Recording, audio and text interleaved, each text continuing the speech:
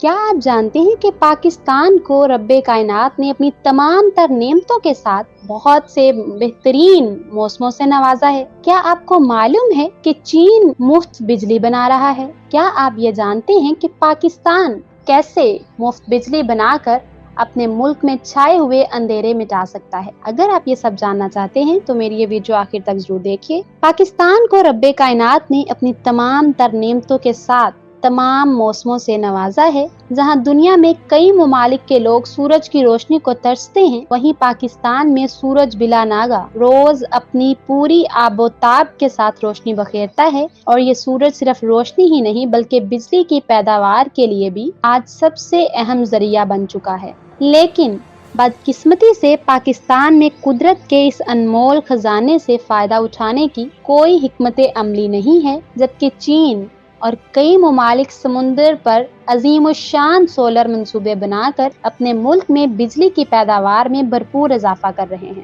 ملک میں حکومت کی تبدیلی کے بعد پرانے پاکستان میں واپسی کے سفر میں عوام کو ہولناک مہنگائی اور بدترین لوڈ شیڈنگ کے چیلنجز کا سامنا ہے۔ ہمارے ملک میں گیس دستیاب ہے نہ بجلی، جہاں دن گرمی میں گزرتا ہے تو رات آنکھوں میں کٹ جاتی ہے، لیکن بجلی نہیں آتی۔ پاکستان میں بجلی بنانے کے لیے تیل، گیس اور کوئلے کا استعمال کیا جاتا ہے، اور بدقسمتی سے یہ تینوں چیزیں بیرون ممالک سے امپورٹ کرنا پڑتی ہیں، جس کی وجہ سے ہمیں باری زر مبادلہ خرچ کرنا پڑتا ہے، جس کا خمیازہ مہنگائی کی صورت میں نکلتا ہے۔ اور اس وقت پاکستان میں مہنگائی ماضی کے تمام ریکارڈ توڑ کر بلند ترین سطح کو چھو چکی ہے، جس میں کمی کا کوئی امکان نظر نہیں آ رہا۔ اس وقت ملک میں بجلی کی طلب 29,000 میگا واٹ بتائی جاتی ہے، جبکہ رصد 21,013 میگا واٹ ہے۔ اس طرح پاکستان بجلی کے 7,873 میگا واٹ شارٹ فال سے دوچار ہے۔ ملک کے تمام شہری اور دیہی علاقوں میں 16 گھنٹے تک بجلی کی لوڈ شیڈنگ ہو رہی ہے،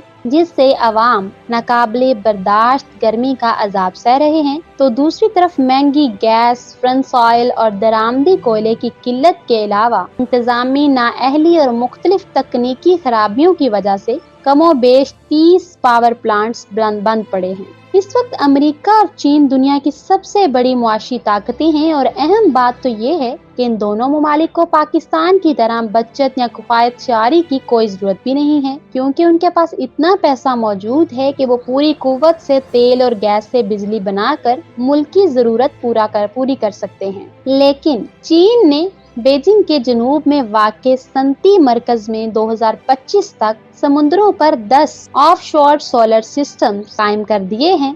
چین ہی نہیں، امریکہ اور دیگر کئی ممالک بھی شمسی توانائی کے منصوبے پر سرمایہ کاری کر کے ملکی ضرورت کو پورا کر رہے ہیں۔ پاکستان میں سمندر اور صحرا موجود ہیں جہاں سولر سسٹم لگا کر قدرت کے اس خزانے سے استفادہ کیا جا سکتا ہے، لیکن حکومت کی تمام تر توجہ صرف انرجی سیور سے بجلی بچانے یا چھوٹے چھوٹے سولر پینل کی ترکیب پر مرکوز ہے۔